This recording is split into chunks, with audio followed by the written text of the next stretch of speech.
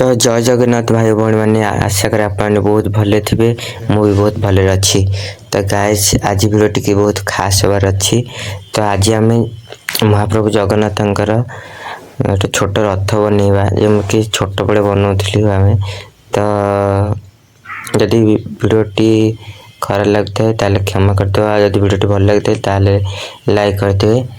तो देखिपे आज आज नड़िया कुटुम बनवा किसी छोट रथ वीडियो न आसती वीडियो गोटे लाइक आ जय जगन्नाथ वीडियो कमेंट कर दियो। तो से आम किसी सामग्री दरकार जमीक छोट छोट नड़िया कुटुम आ झुणुका।